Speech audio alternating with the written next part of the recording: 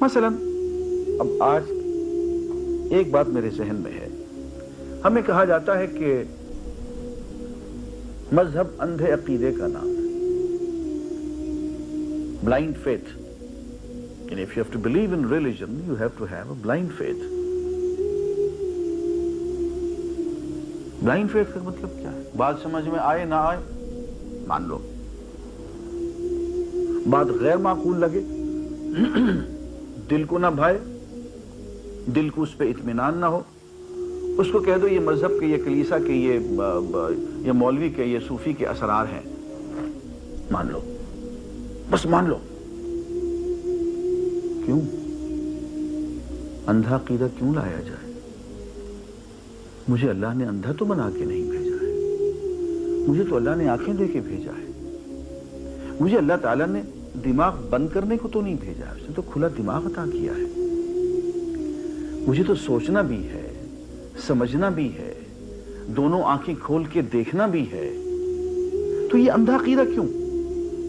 اور پھر یوں کہا جاتا ہے کہ دیکھو میاں یہ سائنس ہے، یہ فلسفہ ہے، یہ معقولات ہیں، عقلیات ہیں، یہ ریشنل اپروچ ہے، اس کو یہاں رہنے دو.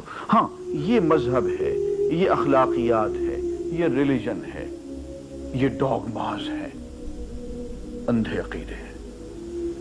There you have to be dogmatic, you have to be bigoted. بس مانتے چلے جانا ہے، اور بات معقول ہو یا نہ ہو بس چپکے سے مان لینا ہے. سائنس سے ٹکرا رہی ہے، فلسفے سے ٹکرا رہی ہے، عقل سے ٹکرا رہی ہے، واقعات دنیا سے ٹکرا رہی ہے، جو کچھ آنکھوں سے دیکھ رہے ہیں اس سے ٹکرا رہی ہے، لیکن نہیں، اپنے مشاہدے، اپنے تجربے، اپنے عقل، اپنی سائنس، اپنے علم، ہر چیز کو ایک طرف پھینک کے بس اندھے عقیدے کے طور پہ مذہب کو مان لینا. عزیزان گرامی، یہ اندھے عقیدے کی بیماری کب سے شروع ہوئی اور کب سے ایسا ہوا کہ مذہب جو ہے وہ سائنس کا، علم کا، فلسفے کا، ریشنلزم کا مد مقابل بن گیا، جانی دشمن ٹھہرا، اور اس دن سے آج تک ایسے ہی چلا آ رہا ہے. اس کی ایک تاریخ ہے، اور افسوس کی بات یہ ہے کہ یہ تاریخ رینیسانس کی تاریخ ہے، تحریک احیاء علوم کی تاریخ ہے. یورپ جب دور ظلمات میں تھا، جس کو وہ خود ڈارک ایجز کہتے ہیں. ڈارک ایجز کیوں کہتے ہیں؟ تو جاہلیت کا زمانہ تھا، جہالت تھی، علم نہیں تھا. ہاں یہاں ایک بات اور کہہ دوں، جملہ معترضہ ہوگا کہ اسلام کا اصل مد مقابل جو ہے وہ کفر نہیں ہے، اسلام کا مد مقابل جہالت ہے. جہالت ایک نظری چیز ہے، لیکن اسی جہالت کو جب عملی زندگی میں اپلائی کر دیا جائے تو اس کو جاہلیت کہتے ہیں. تو اسلام جس چیز کا سب سے بڑا دشمن ہے، جس کا مد مقابل ہے اور جس کا ازالہ کرتا ہے، وہ جاہلیت ہے، وہ دور ظلمات ہے. یہی وجہ ہے کہ حضور اکرم صلی اللہ علیہ وسلم کی بعثت سے پہلے کے دور کو دور کفر نہیں کہا جاتا، دور جاہلیت کہا جاتا ہے. عہد کفر نہیں، عہد جاہلیت کہا جاتا ہے، کہ اسلام نے، حضور اکرم صلی اللہ علیہ وسلم نے آ کے جس چیز کو ختم کیا ہے وہ جاہلیت ہے، جہالت ہے. یورپ کا دور جو ہے 15ویں 16ویں صدی عیسوی کا، یہ دور ظلمات ہے، یہ دور جاہلیت ہے. اس دور میں ایک علم کی شعاع، بہت تیز شعاع، اسپین اور اندلس کے راستے سے یورپ میں آنا شروع ہوئی. فرانس، برطانیہ، پھر جرمنی، پھر اور آگے کو اسکینڈینیوین کنٹریز. یوں اسپین اس زمانے میں انتہائی ترقی یافتہ ملک تھا، سائنسی دنیا میں بہت آگے تھا. تو سائنسی علوم اسپین کے راستے مسلمانوں کے راستے سے اس دور کے یورپ میں، جو دور ظلمات میں، اندھیروں کے دور میں، جاہلیت کے دور میں پھنسا ہوا تھا، آنا شروع ہوا. फौरी तौर पे एक रद्द अमल हुआ कि उस दौर का मजहब जो कि यूरोप में नाफिज था, और वो अकेला मजहब ही नहीं था बल्कि वो उस दौर की सियासत में और हुकूमत में भी शरीक था। उस दौर में यूरोप की अक्सर हुकूमतें थियोक्रेसीज थी कि बादशाह के साथ साथ मजहब का जो सरबराह होता था वो भी हुकूमत में और इख्तियारात में शरीक होता था। तो इधर ये मुसीबत पड़ी कि चूंकि साइंसदान पिट चुके थे, मार खाई थी इन्होंने मजहब के हाथों, तो उन्होंने मजहब को खुराफात का नाम दिया, उसको इन्होंने तिलिस्मात का नाम दिया, उसको देवमालाई फेरी टेल्स का उसने नाम दिया, और मजहब को भाग के पनाह लेनी पड़ी अंधे अकीदे में, ब्लाइंड फेथ में और फंडामेंटलिज्म में। फंडामेंटलिज्म पे तो हम बात आइंदा करेंगे, लेकिन मैं यहां आपकी खिदमत में अर्ज कर दूं कि फंडामेंटलिज्म उसी दौर की इजाद है। उस दौर के मजहबी सरबराहों ने, पंडितों ने, पादरियों ने यह ऐलान फरमाया कि अपने दीन की बुनियादों को मजबूती से पकड़ लो, और कोई साइंस, कोई फलसफा, कोई इल्म, कोई तहकीक, कोई तफ्तीश, कोई इक्तिशाफ अगर हमारे मजहब की बुनियादों से टकराए तो उसको पाश पाश कर दो, बिल्कुल किसी का कोई लिहाज ना करो, मारते चले जाओ और अपने दीन की बुनियादों को बचाओ, फंडामेंटल्स को। ये तहरीक फंडामेंटलिज्म कहलाई। ये शाखसाना यूरोप में फूटा। फिर 1920 में फंडामेंटलिज्म की वही तहरीक दोबारा चली अमेरिका के अंदर, और 40s तक वो चलती रही कि अपने मजहब की बुनियादों को महफूज करो और साइंस और फलसफा और इल्म की योरश से इसको बचाओ। तो उस दौर के फंडामेंटलिज्म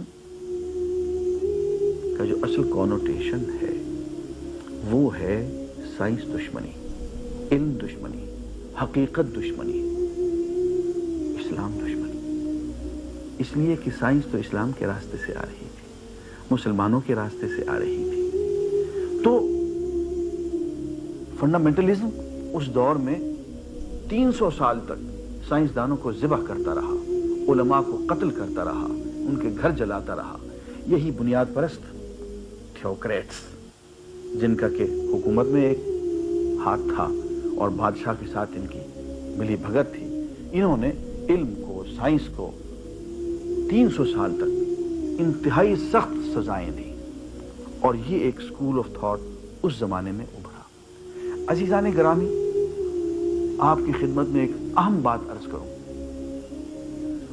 कि इस्लाम की तारीख में 1400 साल तारीख में कोई गैलीलियो मौजूद नहीं है। आप एक साइंसदान ऐसा नहीं गिनवा सकते जिसको किसी भी मुसलमान हुकूमत ने सजाए मौत दी हो उसकी किसी साइंसी तहकीक की बुनियाद पर। बल्कि इसके बरक्स आपको एक अजीब व गरीब चीज नजर आएगी कि हमारे यहां जितने बड़े बड़े उलमा हैं वो साइंसदान हैं। आप इब्न सीना को देख लें, फाराबी को देख लें, इब्न रुशद को देख लें, इमाम गजाली को देख लें। अपनी दौर की जो जदीद मॉडर्न साइंसेज हैं उन पर इनको उबूर हासिल है। इब्न हैसम को, तमाम बड़े बड़े उलमा हमारे साइंसदान हैं। इसके बरक्स यूरोप के अंदर आपको कोई साइंसदान मजहबी पेशवा नजर नहीं आएगा, और कोई मजहबी पेशवा आपको साइंसदान नजर नहीं आएगा। उसकी वजह यह है कि उनके यहां मजहब में और साइंस में दुश्मनी है। उसके बिल्कुल बरक्स इस्लामी दुनिया में साइंस और इस्लाम दोनों इकट्ठे चल रहे हैं। वजह क्या है? अहम वजह यह है कि इस्लाम वो दीन है जो तहरीफ नहीं हुआ, इसमें तब्दीली नहीं आई।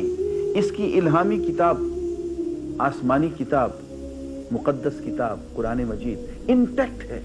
इसका एक एक लफ्ज, एक एक हर्फ जबर जेर पेश उसी तरह से मौजूद है जैसा कि पहले दिन था। दीन फितरत है, अल्लाह का बनाया हुआ दीन है।